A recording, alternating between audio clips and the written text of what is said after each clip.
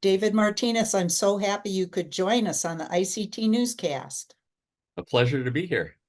I was really interested in one of the classes that you're teaching, Contemporary Indigenous Spirituality. What was Yes, that class about? it's about the work that we're all doing as community members, community leaders in restoring and revitalizing, our ancestral traditions, not only in terms of language and ceremony, which are immensely important, but also in terms of how we bring these values into our everyday lives, as academics, as professionals, every aspect of contemporary Indigenous life. How do we maintain our kinship ties, to each other so that we fulfill our responsibilities to one another, and how do we, remember to stay connected to our Creator? These are challenges that we face all the time, and we've been facing them since the beginning of colonization and the reservation system began. And one of the things that you face there in Arizona is the border. In fact, you're involved in the Institute for Transborder Indigenous Nations. Tell us about that. I embarked on this initiative because it became really apparent to me during the Trump years when the border wall crisis was reaching an intensity that we hadn't seen before.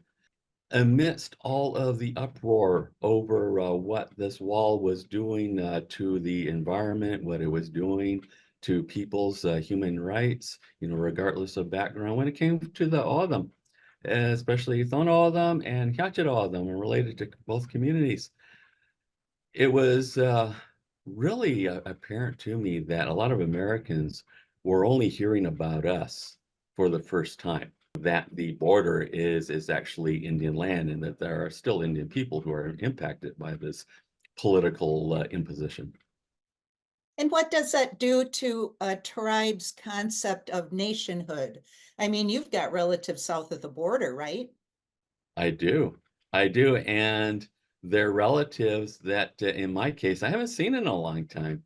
And I haven't seen them in a long time, not because, they're forbidden from traveling up or I'm forbidden from traveling down, but the impact of a militarized border is that it curtails, it diminishes the amount of contact that you have with both sides of your family.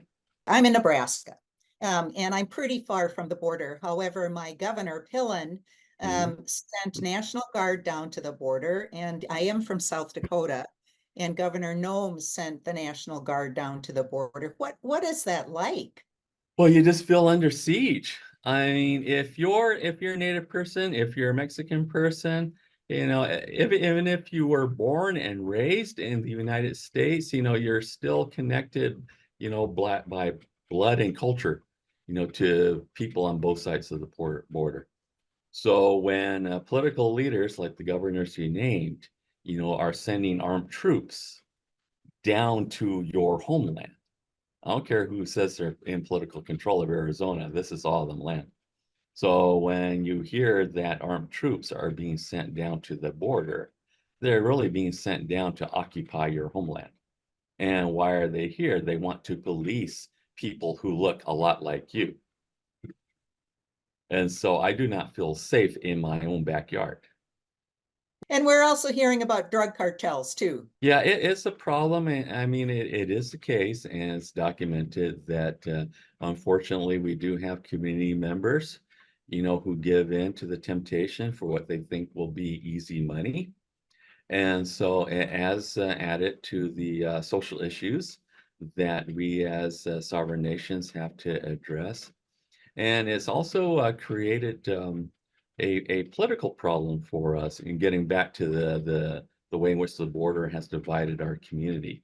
One of the reasons why, say, all of them north of the border won't travel as much to the south as they would like is because all of them, like other people, other Americans, they're apprehensive that they're going to be entering into cartel country, cartel territory. And so people have become fearful. It's just added to the very tense race relations between the US and Mexico. And all of them have been swept up in that.